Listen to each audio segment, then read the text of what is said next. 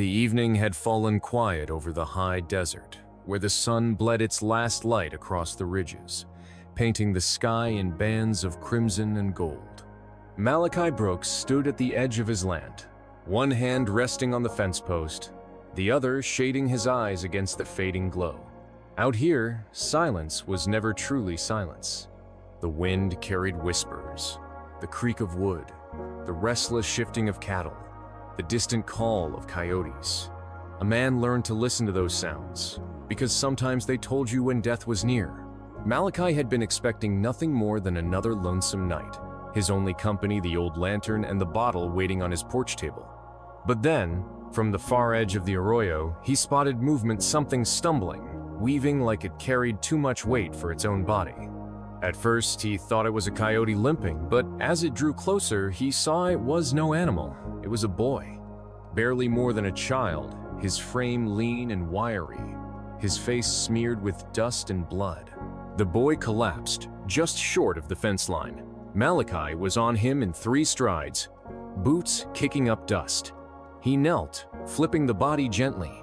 Dark hair fell across the boy's brow, and when his eyes flickered open, Malachi knew. Apache. For a moment, his hand froze. Every story he'd heard, every warning whispered in saloons and shouted by traveling preachers, came roaring to life in his skull. The Apache were raiders, killers, untamed as the desert itself. They had burned ranches, slaughtered families, vanished into the mesas like ghosts. And yet here lay one of their young, broken, and bleeding at his feet. The boy's lips cracked as he whispered something Malachi couldn't catch. His hand clawed weakly toward the canteen strapped to Malachi's belt. Instinct overrode fear. Malachi uncorked it and lifted the boy's head carefully, pouring water past his swollen lips. The child drank like he'd been wandering hell itself. "Easy," Malachi muttered, though his voice sounded foreign in his own ears. "You'll drown yourself." The boy coughed, the water dribbling down his chin, but his eyes dark and sharp, even through fever locked onto Malachi's. For a moment, Malachi felt pinned, as though that gaze carried centuries of grief and rage, older than this land itself. Then the boy's body sagged, unconscious once more. Malachi lifted him. The weight was nothing, the kind of weight a rancher carried daily in sacks of feed or wounded calves. And yet this burden was heavier, more dangerous than any he had ever known. Carrying this boy across his threshold would not just be an act of mercy, it would be a declaration. He carried him anyway. Inside, the lantern cast a pale glow across rough-hewn walls. Malachi laid the boy on his bed, the only soft place in the cabin. Blood had seeped through the boy's torn shirt, staining the mattress. Malachi pulled it back and saw the wound, a deep gash across his side, jagged as though made by a blade that wasn't clean. Infection had already begun its cruel work. Malachi's hands shook as he poured whiskey across the wound. The boy jerked, even in unconsciousness, a strangled cry breaking from his lips. Malachi set his jaw, forcing himself to continue, whispering under his breath the way his mother used to when she tended him as a child. Old words, prayers half remembered. He stitched the wound as best he could, hands clumsy but determined. When he finally stepped back, sweat clung to his neck. The boy's breathing had steadied, though shallow. Malachi sat heavily in the chair by the bed, staring at the face of the child he'd just saved. What would this bring upon him? He didn't sleep that night. He sat and listened to the boy's breathing, to the wind rattling the shutters, to the storm gathering in the distance. By dawn, he knew one truth. The moment he gave that water, his life had changed forever. The morning sun had barely cleared the horizon when Malachi heard the first sound of hooves. Not one horse, many. The ground trembled with the rhythm of riders moving fast, purposeful. He stepped onto the porch, rifle in hand, scanning the ridgeline. They came into view like a tide spilling over stone. Warriors, painted and armed, their eyes sharp and unyielding. Dozens at first, then scores more, until the land itself seemed to bristle with Apache riders. They fanned out in silence, encircling his ranch with deliberate precision. The rising sun caught the glint of steel and the flash of feathers. Malachi's pulse hammered in his throat.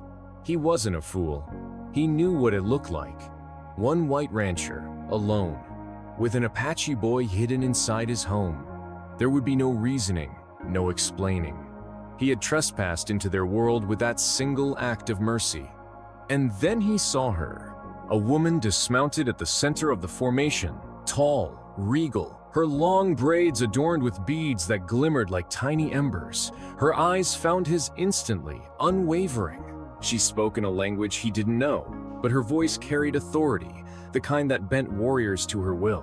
One of the younger men translated, his English clipped but clear. The boy is her son. The weight of that truth nearly buckled Malachi's knees. Behind him, in the cabin, the boy stirred and whispered a word Malachi could not understand. But the woman understood. She turned her head sharply, her face breaking from stern command into raw, trembling relief. She stepped forward. The warriors around her tensed but did not stop her. Malachi tightened his grip on the rifle, but something in her eyes held him rooted. She did not come to kill. Not yet. And as she drew closer, Malachi understood something with the clarity of sunrise after a long storm. Yesterday, he had given water to a dying boy. Today, he stood before the weight of an entire people. The line between life and death was no longer his to decide. It was theirs. The sun rose higher, clearing the mist from the valley, when Malachi found himself surrounded. Dozens of warriors stood silent, their eyes fixed on him. Their weapons glimmered, but none were raised. A woman stepped forward, strong and commanding. Her son had nearly died, yet lived because Malachi had given him water. Through a young translator, she asked, "Why did you save him?" Malachi swallowed, then answered simply, "Because he was just a boy. No child should die of thirst." The words were carried back, and the woman nodded. Soon, a faint groan came from inside the cabin. The boy was awake. She rushed to him, while the others watched Malachi closely. He put down his rifle, raised his hands, and stepped back. "Go to him. He's alive," he said. Moments later, relief filled the air. The boy had survived. The warriors' tense stances softened. The woman emerged, tears on her face. Through the translator, she said, "You gave water, you gave shelter. For this, you are owed." Malachi shook his head. "I don't want payment. I only want peace." The reply came firm. "Peace is not given. It is made. Tomorrow, you will see." That night, Malachi barely slept. At dawn, he saw riders approaching not warriors, but families. Men, women, children, carrying food, blankets, and gifts. They laid them at his feet with solemn respect. The translator's voice trembled. "They say you are kin now. They will protect your land as their own." The woman stepped forward again. "You saved what was mine. Now we will guard what is yours." Her son, weak but alive, looked at Malachi and spoke one word in his own tongue. The translator whispered, "He calls you brother." Malachi stood silent, the weight of their promise heavy on his shoulders. He had given a boy water. In return, an entire people had pledged their strength. And he knew this was only the beginning. The translator hesitated, then said, "She says, if you fear betrayal, look to your own heart. This man gave life when he could have given death. His water is our water now. His land is under our eyes. Any harm that comes to him will answer to us." A murmur rippled through the settlers, disbelief and fear mingling. Garrison's jaw clenched. He looked at Malachi, and for the first time there was not only suspicion in his eyes, but pity. "You've tied yourself to them," the sheriff said. "Maybe you meant well, Brooks, but you don't know what you've brought down on your head.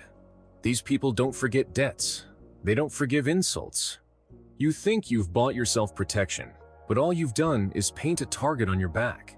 He wheeled his horse around, spitting dust as he and the others rode hard back toward town. Their words would spread faster than wildfire in a drought. By nightfall, every man and woman in the settlement would know. Malachi Brooks had taken the side of the Apache. When the dust settled, Malachi stood staring at the empty road, his heart heavy.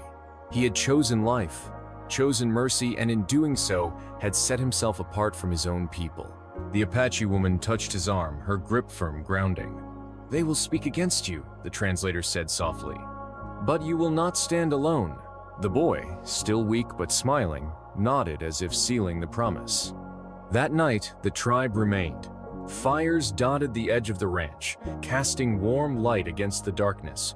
Drums beat softly, not in war, but in rhythm with the earth itself.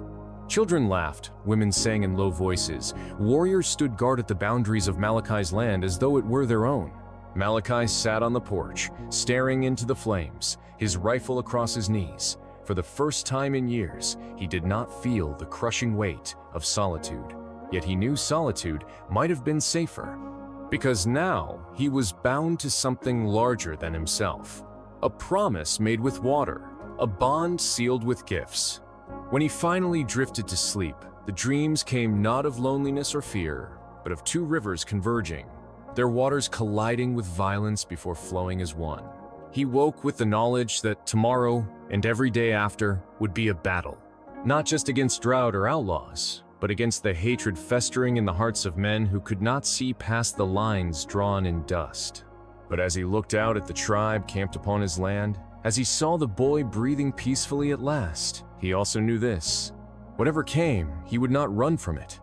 Because a man is measured not by the fences he builds, nor the cattle he owns, but by the lives he chooses to save when no one else will. And sometimes, a single drink of water can change the fate of nations. The morning sun climbed higher, throwing long shadows across Malachi's homestead. What had once been an isolated ranch now stood at the center of a gathering that seemed impossible. The Apache had not only come to give gifts, they lingered, their presence transforming the air itself. Children darted about, laughing despite the solemnity of their elders. Warriors stood at the edges of the yard, silent, watchful, scanning the horizon for threats unseen. Women busied themselves, arranging baskets, unrolling blankets, stacking pottery, as though creating a small outpost within Malachi's land. He stood among them, uncertain of his role in this sudden transformation. Hours ago, he had been alone, haunted only by the wind and the ghosts of memory. Now, dozens of eyes regarded him as something more than a man, a symbol, a bond made flesh. The boy he had saved leaned on his mother's arm, pale but smiling faintly, his dark eyes never leaving Malachi. When the boy whispered, the mother translated through the younger man. "He says he will remember the taste of your water as long as he breathes." Malachi felt the weight of the words. Water was life in this land. To share it freely was to give something no gold could match. And now, that small act had bound him to people who had always been spoken of as enemies. But already, unease rippled at the edges of this fragile alliance. Dust rose on the horizon, not from Apache riders, but from town. Malachi's stomach knotted. Word traveled fast in small places, and the sight of tribes gathered on his land would not go unanswered. By noon, they came. A handful of settlers on horseback, rifles strapped across their saddles. Leading them was Sheriff Tom Garrison, his jaw set like stone. Behind him rode Samuel Crane, son of the widow who had once nursed Malachi through fever, and two more men from neighboring ranches. Their eyes darted nervously at the sight before them. Dozens of Apache warriors gathered peacefully, women and children mixed among them. Gifts piled high like offerings to some ancient altar. The sheriff reined in hard. "Brooks," he called, his voice carrying across the distance. "What in God's name is this?" Malachi stepped forward, hands loose at his sides, though every instinct screamed to keep them near his gun. "They came because I gave water to a dying boy," he said, "and they brought gifts in return." Garrison's eyes narrowed. Gifts? Or bribes? "You know what folks will say, Brooks. You're harboring savages, making deals with them, selling us out." The words stung, because Malachi had known them before they were spoken. Fear was the settler's oldest companion. Fear of the land, fear of hunger, fear of the people who had walked these deserts long before white men staked claims with barbed wire and rifles. "They came in peace," Malachi said firmly. The boy would have died. I wasn't about to let that happen. Crane spat into the dust. And what about when they come back not with gifts, but with fire and arrows? You gonna stand between us and them then too? The tension crackled like lightning over dry brush. The Apache warriors shifted, their hands brushing weapons. The settlers tensed, fingers twitching near rifle stocks. Malachi felt the whole fragile world balanced on a knife's edge, ready to collapse into bloodshed. Then the Apache woman stepped forward. She raised her hand, palm outward, her gaze steady as it locked onto the sheriff. She spoke, her voice low but resonant. Stories like this remind us that history is not built only on wars and treaties, but on moments of compassion, a cup of water, a hand extended, a choice to see another as human. Malachi Brooks didn't know that his small act would ripple outward, binding him to an entire people, forcing him to stand between fear and hope. And maybe that's the lesson we're left with today. That even in the harshest deserts of life, what we give freely might return to us in ways we can't imagine. If this story moved you, if it made you think about the cost of kindness and the courage it takes to stand by it, then share it. Let others feel the weight of history and the fire of compassion. And don't forget to subscribe for more stories that prove how a single act can echo across time. Because sometimes, the smallest kindness carries the greatest power.